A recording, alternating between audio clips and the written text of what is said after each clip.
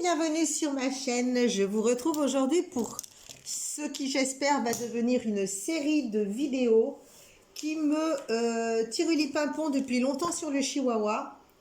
Et là aujourd'hui je me décide, je vais commencer. J'espère que vous me direz si ça vous convient ou si cela ne vous convient pas. Voilà, je vais me lancer dans une série pour essayer d'apprendre un petit peu toutes les bases du crochet. Donc le crochet classique, traditionnel, français, celui que j'ai appris quand j'étais gosse, celui que ma mère m'a appris, celui que ma mère a appris de sa mère. Donc le truc bien classique.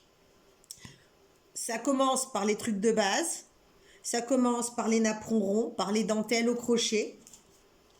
Donc les trucs qu'on voyait bien chez les grands-mères, qui maintenant ont tendance à revenir à la mode.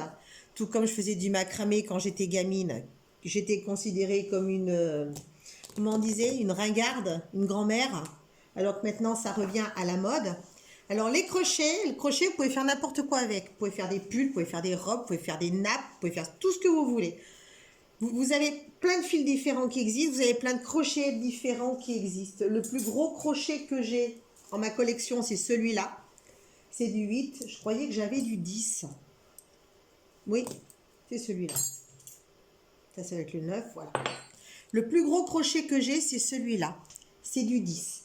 Il en existe des beaucoup plus gros. Il en existe qui sont monumentaux, avec des laines qui sont absolument gigantesques et qui servent à faire des couvertures en 5 minutes. Le plus petit que j'ai dans ma collection, c'est celui-là. Et encore, je l'ai commandé en Chine parce qu'en France, il ne se trouve pas. Ça, c'est du 10. Ça, c'est du 0,5. On ne voit quasiment même pas la tête à l'œil nu. Ça, je crochette du fil à coudre avec. Donc, c'est pour vous dire que je crochette très, très fin. Par contre, à mon âge, maintenant, il faut des sacrées loupes. Il faut des sacrées lunettes de grand-mère pour arriver à y voir quelque chose. Les fils classiques avec lesquels on crochette, ce sont ces genres-là. Hein, pour moi, ce sont des fils qui sont tout à fait normaux, classiques et standards. De toute façon, en général, quand vous avez une bobine de crochet sur le côté, c'est comme pour le tricot, vous avez la taille des aiguilles ou la taille du crochet à utiliser. Moi, je ne me suis jamais penchée sur ce cas-là, j'ai toujours fait au feeling, la laine, le crochet, voilà.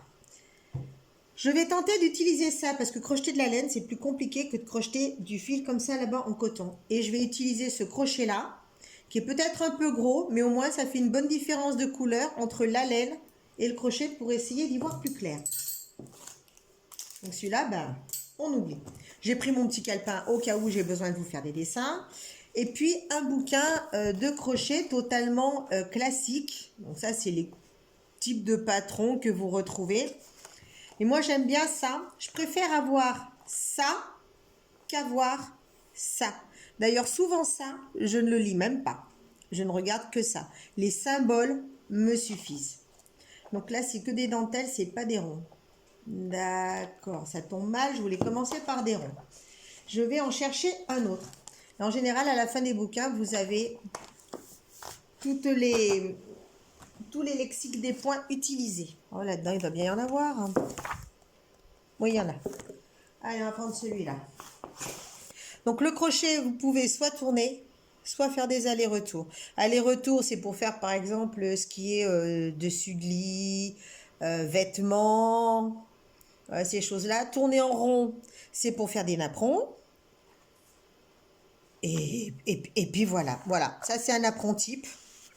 Voilà, donc quand vous avez un napperon comme ça qui vous plaît, là on est sur la page 24. À la fin, vous avez les explications. Vous retrouvez page 18, page 19, 22, 23, 24. Donc le 24, c'est celui-là. Vous voyez, on le voit. Ça fait ça, ça fait ça. Et là, donc vous avez absolument tous les diagrammes dont vous avez besoin pour travailler.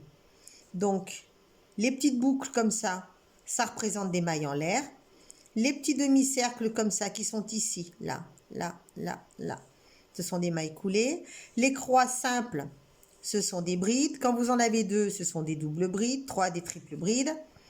Les X, ce sont les mailles serrées. Tout ça, je vais vous le montrer, je vais vous l'apprendre. Il n'y a absolument rien de compliqué. Commencez pas à vous dire, ouh là là là là, ça a l'air compliqué, je n'y arriverai jamais. Donc, c'est juste pour vous montrer ce avec quoi vous allez travailler une fois que je vous aurai appris. Là, il n'y a rien de compliqué. Il y a 1, 2, 3, 4. Il y a 5 points là-dedans. 5 points. Donc, les différents principaux points qui existent, les voilà. Aujourd'hui, on va voir cela. La chaînette, les mailles serrées, les mailles coulées. Donc, quand vous commencez déjà, alors, il vous faut du fil, il vous faut un crochet. Déjà, à partir de là, je vous garantis, vous êtes super bien parti. Quand vous avez ça en main, c'est bon, vous pouvez y aller. Alors, il faut commencer par faire une boucle. Une boucle. On croise par en dessus. On vient choper le bout à travers. On ramène. Vous avez votre boucle de départ. On recommence. Le plus clair possible. On fait la boucle. On passe dessous. On chope la boucle. On revient. Donc, on la tire pour ne pas vous gêner devant l'objectif. Je tiens. Je tire. Et vous avez votre première boucle. Bravo, vous venez de commencer. Ensuite, la première des mailles, c'est la maille en l'air. C'est ce qui va vous servir de point passe-partout. En plus, c'est toujours par là qu'on commence un ouvrage. Toujours. Que ce soit en crochet français, crochet tunisien ou n'importe quoi, vous commencez par une chaînette, donc par une série de mailles en l'air. La maille en l'air, c'est simple. Hop. Vous prenez votre fil, vous passez à travers. Vous jetez par en dessous, vous ramenez à travers. Je prends du jeu. Vous jetez par en dessous, vous ramenez à travers. Vous jetez par en dessous, vous ramenez à travers. Vous jetez, vous ramenez. Vous jetez, vous ramenez. Vous jetez, vous ramenez. Vous jetez, vous ramenez. Bravo, vous venez de réaliser votre première série de mailles en l'air, à savoir une chaînette. On vient de faire une belle chaînette. Donc, c'est un point qui vous sert à démarrer un ouvrage. Quand vous le fermez, ça vous sert à démarrer un apperon en tournant en rond. Ça vous sert à faire des espaces dans un ouvrage en sautant les mailles du dessous. On le fait en faisant des mailles en l'air. Et donc, la deuxième maille qu'on va apprendre, c'est la maille coulée. La maille coulée, généralement, vous sert à terminer un rang comme ici. Donc, maille coulée, c'est vous piquez dans la première maille que vous avez faite. Vous attrapez votre fil par derrière et vous traversez tout d'un bloc. Ça, c'est une maille coulée. C'est tout simple. Vous piquez, vous ramenez, vous traversez tout d'un bloc. On recommence. Bon, d'accord, il y a ce fil qui nous embête un peu. Je ne sais pas comment faire pour je vais m'en débarrasser. On va l'emmener loin. Ça aussi, ça sert pour cacher les fils dans un ouvrage. Quand vous en voulez plus. Hop. Bah, c'est le principe de la maille coulée, mais juste pour camoufler un fil. Allez, viens. Voilà. Comme ça, on ne le verra plus en haut.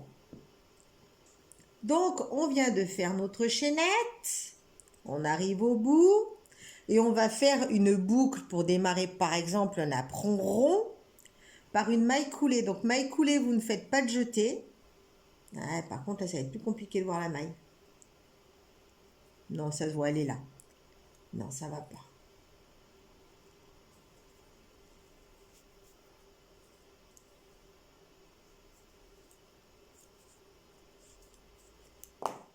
Ah, ça y est, c'est déjà la merde.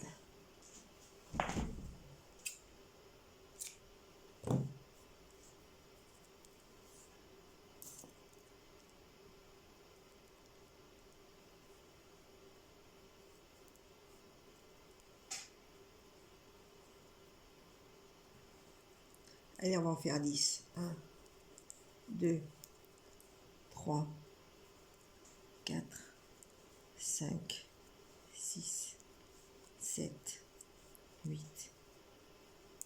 9, 10, Allez, on va reprendre. Donc maintenant, on va finir, on va boucler ça. Donc, comme je vous le disais, pour faire un apron rond, on a besoin de maille coulée. La maille coulée, vous allez piquer directement dans la première maille. Donc, pas ce fil-là, parce que c'est celui du début. Donc, vous prenez le fil avec lequel vous travaillez. Vous allez directement le chercher et vous retraversez tout d'un bloc. Ça, c'est une maille coulée. On prend un peu de jeu. Si on recommence, hop, je vais refaire ma maille. Donc la maille coulée, elle, ça ne change pas. Maille coulée, maille en l'air.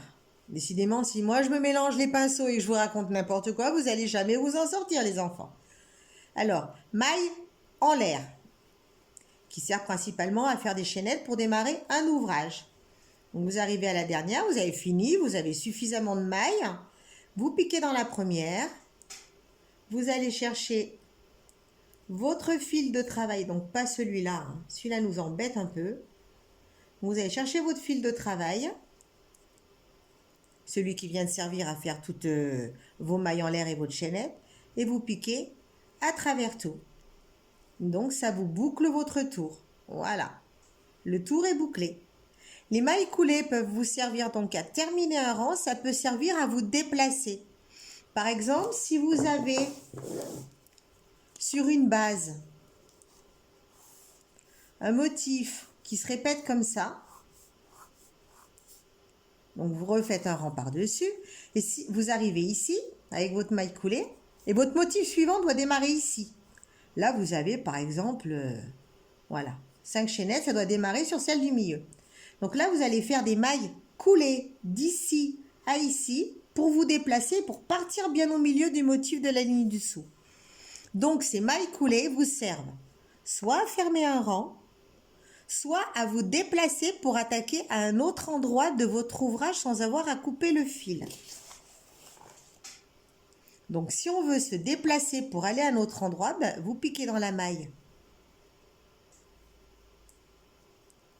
Vous coulez. Dans la maille suivante, vous coulez. Dans la maille suivante, vous coulez. Dans la maille suivante, vous coulez. Et même si ça vous fait une maille un peu plus épaisse, ça ne vous fait pas vraiment des motifs. On voit que c'est une maille qui a été coulée dans l'autre.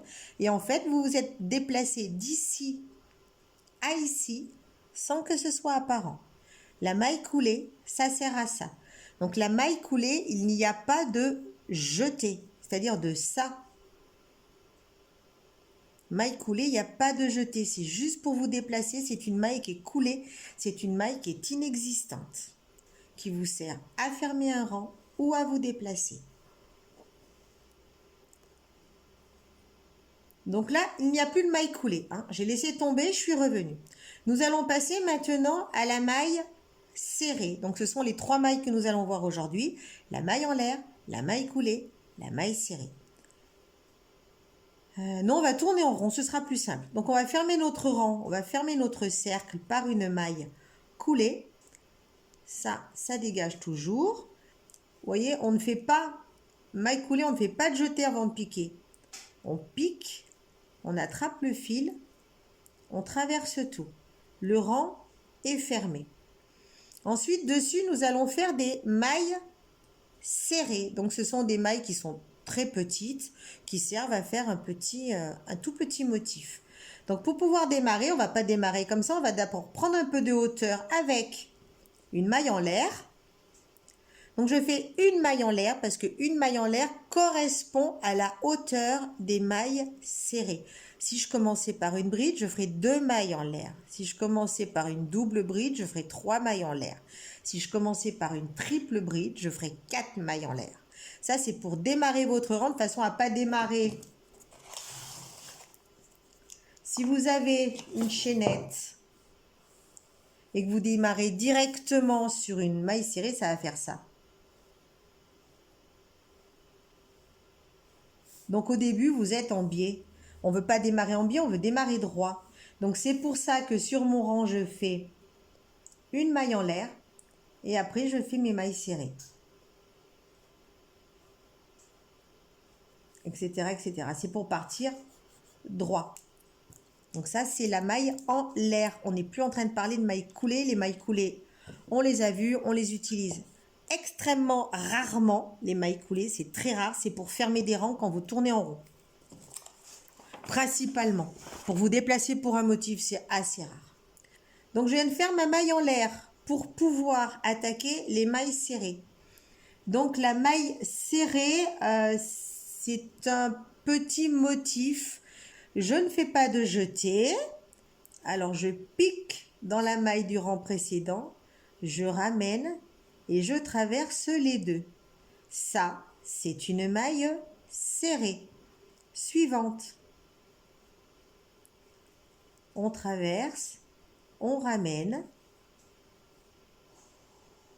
et voilà. On traverse, on ramène, on fait un jeté et on traverse tout.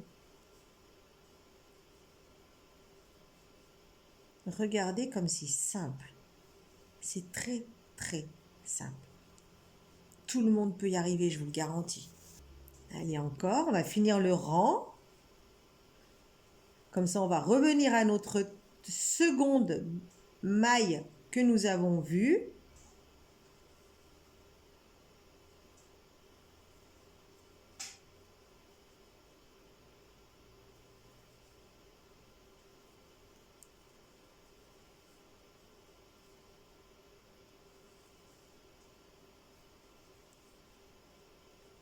On pique dans la maille du dessous, on ramène le fil à travers, on récupère, on passe les deux boucles d'un coup. On prend dans la maille du dessous, on ramène le fil, on fait un jeté, on traverse tout. On prend dans la maille du dessous, on ramène, voilà. Alors là, nous sommes arrivés au bout de notre rang et nous arrivons dans la première maille que nous avions faite. Elle se reconnaît, elle est un peu plus haute. Vous voyez, ça fait un angle, on la voit. Donc là, nous allons refaire la maille qui sert à terminer un rang. Donc c'est la maille E. J'entends pas. Je vous entends très très mal là. Oui, c'est ça, c'est la maille coulée. Donc maille coulée, on pique, on chope le fil et on passe tout le monde d'un bloc. Voilà. Et vous avez un rang de mailles serrées. Donc voilà, ça c'est tout simplement dans le cas d'un motif où vous tournez en rond. Donc si on reprend un modèle comme tout à l'heure, donc à la fin, vous voyez, c'est expliqué. Là, il y a 4 petits ronds au milieu. Ah oui, c'est ça dont il faut que je vous parle, c'est les symboles. Les symboles sont normalement universels dans les bouquins de crochet. C'est-à-dire que la chaînette est représentée par un petit cercle, hop là, par un petit cercle comme cela. Donc ça, c'est la chaînette. La maille serrée, elle est représentée par une croix. Et la maille collée représentée par un petit point noir. Si on prend les diagrammes ici, voilà. Là, vous avez maille en l'air. Donc, la chaînette de base, c'était ça, de la maille en l'air. On voit qu'au-dessus, nous avions des mailles serrées. Et là, vous avez des mailles coulées pour finir les rangs. Les petits ronds noirs, les mailles coulées. Voilà. Vous venez d'apprendre vos 3 premiers points de crochet. La prochaine fois, nous allons attaquer les séries de brides. Les brides, double bride, demi-bride. La fois d'après, on verra ce qu'on peut faire de ces brides, quel motif on peut faire avec eux. Et puis après, on verra le reste. Voilà, voilà, voilà, voilà. Est-ce qu'on se refait un rang? Par contre, ce qui aurait pu être intéressant, c'est de le faire à plat aussi. Ça vous me permettra de voir comment on fait des allers-retours quand on est à plat. Alors, la boucle, vous vous rappelez la boucle? Hop, on passe dessus et ensuite on va la chercher à travers. C'est ce que je vous ai montré au crochet tout à l'heure. Mais bon, perso, je le fais, au bout d'un moment, on le fait au doigt. Hein. Vous n'allez pas vous amuser à gna gna gna. Ça va très très vite. Hop. Et vous récupérez votre fil. Ce que vous tirez au crochet. On serre la boucle et c'est parti pour une série. Donc, une maille en l'air maille en l'air, maille de chaînette, départ d'ouvrage. 1, 2, 3, 14 et 15. Donc là, nous venons de réaliser une chaînette. Donc une chaînette, une série de mailles en l'air de 15. Et maintenant, nous allons revenir sur nos pas. Donc on fait une maille en l'air qui correspond à la hauteur d'une maille serrée. Et nous allons repartir dans l'autre sens en maille serrée. Donc celle-là, on n'en tient pas compte. On pique dans la suivante. Celle de on n'en tient pas compte, c'est pour faire la hauteur, pour partir droit. Donc une, on pique 2, 14 et 15. Voilà. Un rang de mailles serrées. Là, vous les voyez bien. Là, elle va de là à là. Voilà, ça c'est une maille, une maille, une maille, une maille. C'est plus simple à montrer quand c'est à plat. Allez, je repars dans l'autre sens une dernière fois et après je vous abandonne. Donc, une maille en l'air pour la hauteur. Donc là, je rappelle qu'on est arrivé dans ce sens. Comment on fait pour repartir dans l'autre? Vous allez voir, c'est extrêmement compliqué. Soyez très attentifs. Voilà, on repart dans l'autre sens. J'adore le crochet. Et c'est reparti. Et de 1. Et de 2. Et voilà. Donc après, si vous voulez repartir dans l'autre sens, hop, vous retournez votre ouvrage, vous remontez d'une maille et vous redémarrez. C'est principalement la différence entre le crochet français et le crochet tunisien, parce que le crochet tunisien, en fait, vous faites que des allers-retours. Enfin, je veux dire, vous levez des mailles à l'aller, vous les refermez au retour. Vous levez des mailles à l'aller, vous les refermez au retour. Vous ne tournez jamais votre ouvrage. Voilà, donc aujourd'hui, vous venez d'apprendre donc la maille en l'air. Donc la maille en l'air, je rappelle, représentée par ce symbole-là, qui est une maille principalement de chaînette ou qui sert à faire des jours sur un ouvrage. La maille serrée représentée par la croix, c'est ce par quoi nous venons de finir. C'est celle-là. Donc la maille serrée qui a quand même une assez jolie consistance.